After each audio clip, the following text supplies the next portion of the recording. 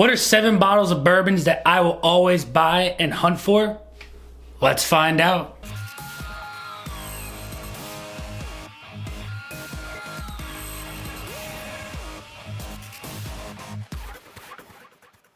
What is going on, everybody? Nathan here with the Everyday Drinker, bringing you guys a brand new video. Today we are going to go over the 7 bottles of bourbons that I will always hunt and buy and put on my shelf so that I am never out of a single bottle of this bourbon, so that it is always in my possession. Before we get into the bottles that I am always going to buy and have in my possession, I want to know what those bottles are for you. Let me know down in the comments what bottles of bourbons you will always have on deck so that you are never missing that bottle. Also, make sure you drop the like, leave that comment down below, and subscribe if you are brand new. I cannot wait for what 2024 is going to bring. Link to the Patreon is going to be down below, and also check out the store if you're brand new. But without further ado, let's get into my bottles that I will always have on deck, because, you know, 2023 was amazing. I found a lot of good bourbons that I am going to be keeping and wanting forever and ever and ever. So let's get into bottle number 1. Bottle number 1 is going to go to Russels Reserve Private Selects. Now, I'm doing a list that is not super allocated. You're going to have to do a little bit of hunting, a little bit of searching for these bottles. You're not going to be finding these on the secondary market as much, and well, these are going to be somewhat easily acquirable, such as this bottle right here, the Russels Reserve Private Selects. This one specifically is a 10-year-old Private Select. They all come at 110 proof, and they are just so darn good. I think that these are probably the best wild turkey offering that you can get. I think that these bring out a really good cherry fruit sweet note that, you know, you just don't get out of the regular Russell's 10-year. You don't get out of wild turkey rare breed. You don't get it out of the Russell's 13. The Russell's 13 is really good, but I want to do a blind with this bad boy right here against the Russell's 13 that I have and see where they fall together, because I might put my money on this Russell's Reserve Private Select and see if this one comes out on top. So that's going to be bottle number 1. Always, if you see these bottles, they're pushing that $65, $75 price range, and they are a must get. And once this bottle hits the halfway point, I will for sure go out and pick up a second bottle of this to always have on my shelf. Bottle number 2. Bottle number 2 is going to go to Knob Creek 12-year. And I had a bottle of this in the very beginning of my bourbon journey, and I drank it really quick. I made mixers out of it. I didn't really know what I was doing with bourbon in the very beginning, right? You get these recommendations for bourbons. You go out there, you pick it up, and, you know, you spend a little bit of money on it, and you don't really appreciate what that bottle really is. So I had a bottle of it, and, you know, I didn't pick up another one for another year or so. But after I appreciated bourbon and I got this bottle again, I can find the beautiful qualities that this bottle has to offer. Knob Creek 12-year, I think, is the 12 and the 15-year are very similar in their own right. I think the 15-year has a little bit more oaky presence to it, but it's not over oaked like I've had a sample of the 18-year. I think the 18-year is just a little too oaky. It's got too much of that bitterness quality, the tannic bitterness from those barrels in that bottle. The 15-year has a really nice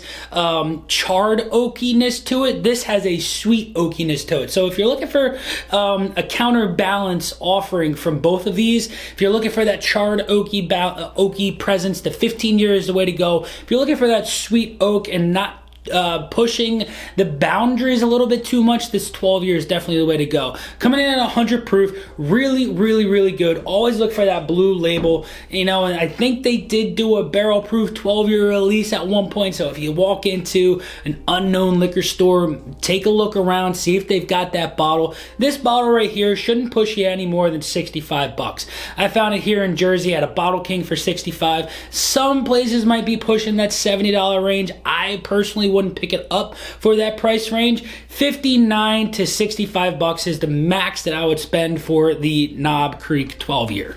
Bottle number 3. Bottle number 3 is going to go to Eagle Rare. I specifically am talking about Eagle Rare store picks. I'll spend $5 to $10 more on a bottle of Eagle Rare if it's a store pick rather than just a regular offering, because I like the complexity, the nuances of each and every barrel. Now, there are some barrels that, aren't as good as others, but I haven't had a bad Eagle Rare store pick. I've had okay, but I've had absolutely amazing. This is going to be one of my absolute go-to 90 proof bottles of bourbon. I will always pick a bottle of this up. Store picks, I'll spend up to 50, 55. Regular bottles, I'll do 40, 45 max, nothing more than that.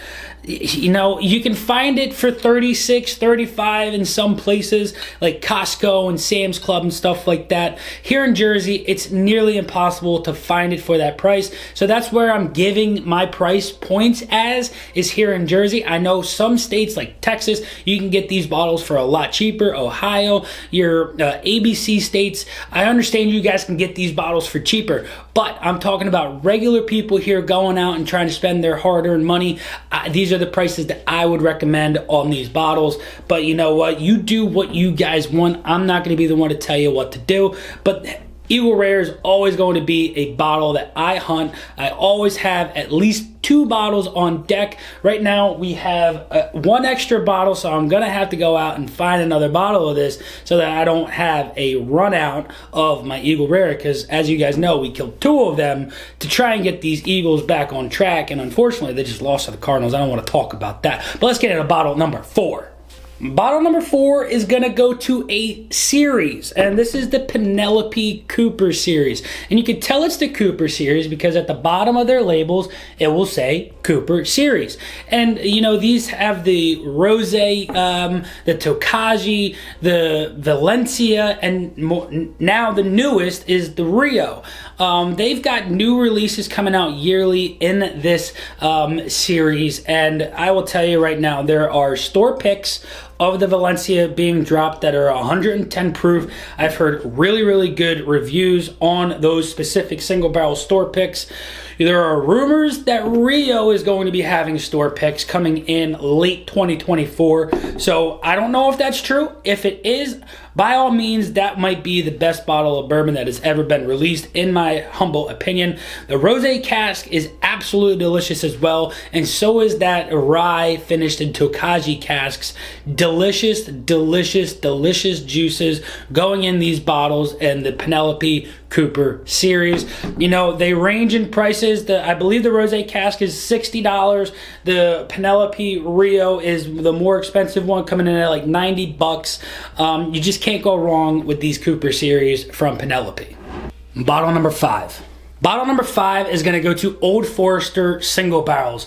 Now, I know everybody and their mother loves these blue label Old Forester single barrel proofs. But I will tell you what, right now, one of my absolute favorite 90 proof bottles to pour and enjoy, not regularly because of how hard they are to find, are these Black Label 90 proofers. They also have the 100 proofers as well. But man, oh man, I didn't know what I had my hands on when I picked this bottle up a couple years ago. I am enjoying this one slowly because, man, oh man, it is one of the harder bottles to find that I want to get a backup of. And this one was a Floor One Warehouse one coming out of New Jersey Wine Merchants Barrel Club. And then this one is the Adelphia's barrel pick, coming in at 126.1 proof, and they've got another single barrel over there, so make sure you guys go over there and pick it up because they're really, I think that one's pushing 130 proof. But man, these Black Label 90 proof, I've had a sample of the 100 proofer, absolutely delicious pours. And if you can get your hands on these, this one I picked up for $45. $45 for one of the harder bottles of bourbons that I can't find, and once I do, I will pick up again. And the Old Forester single barrel proofs, they're pushing like that $80 to $100 max. You can find them on secondary markets for like $120, $130. Don't really recommend it because a little bit of hunting can go a long way for you without having to spend that extra money on these bottles. But let's get into bottle number 6. Bottle number 6 is going to go to John J Bowman Single Barrel. This is the green label. Don't get it confused with being a rye, because this is a bourbon, and these are straight out of the Buffalo Trace Distillery with just a different label smacked on that bottle. Now, these are so good. I've done a blind with this with the E.H. Taylor Single Barrel, the E.H. Taylor Small Batch, Blanton's, and a couple other Buffalo Trace products, and this one holds its own. It is $60, $65. You might be able to find it for 55 bucks here and there, but at 100 proof, there are rumors that this could be better than Rock Hill Farms and other bottles in that Buffalo Trace lineup that I personally just can't get my hands on because of how difficult and how expensive they are, and you just can't find those. But you can find, if you want a 100 proof Buffalo Trace offering, John J Bowman Single Barrel green label. Make sure you pick it up. They are doing, now releasing in 2024, single barrels store picks of this bottle right here. You just can't go wrong with that. If you're looking for a really good Buffalo Trace juice that you can't really find at 100 proof, this is definitely the way to go in my humble opinion. Now let's get into bottle number 7. Bottle number 7 is going to go to the 2XO by Dixon Dedmen. Now, I did not get the newer release, the Tribute blend, but I will most likely be picking that up soon. I found a love for these bottles. I love this double oaked process that Dixon Dedmen does on these bottles. They're pushing 100 bucks. You know, if he does another Gem of Kentucky release here in 2024, I will most likely be picking that up. You know, as everybody wants to have a little bit more clarity on where these bottles are, I think, in my opinion, I like the what if, the wonder factor. It goes a little bit farther from me and not knowing, but I understand the wanting to know because of the clarity and the money that we're putting out for these bottles. But if you enjoy what you're drinking for the price, in my opinion, the wonder goes a lot farther. So I enjoy very much that 2XO Gem of Kentucky, and those are a $200 bottle. I bought that bottle and I enjoy it for the $200 price point, and in my opinion, it was well worth it. Same thing with these other 2XO offerings, the Phoenix blend, the Innkeepers blend, the Tribute blend. I've heard really good reviews. Everybody that I've talked to has absolutely enjoyed them, and they sit on the shelves in most places, and I will 100% be picking up each release that comes out in 2024 to bring you guys reviews for. Now, like I said, I want to know what bottles you will always pick up and go out and hunt to have on your shelf so that you don't run out of these. I will for sure be picking up another Valencia here shortly. Batch 2 is released. These store picks are being released. And man, these are all delicious pours. Let me know down in the comments again what your bottles are. If you enjoyed the content, make sure you drop that like and smash that subscribe if you're brand new. Let's bring 2024 in with a bang. Until next time, this has been Nathan with The Everyday Drinker. Cheers.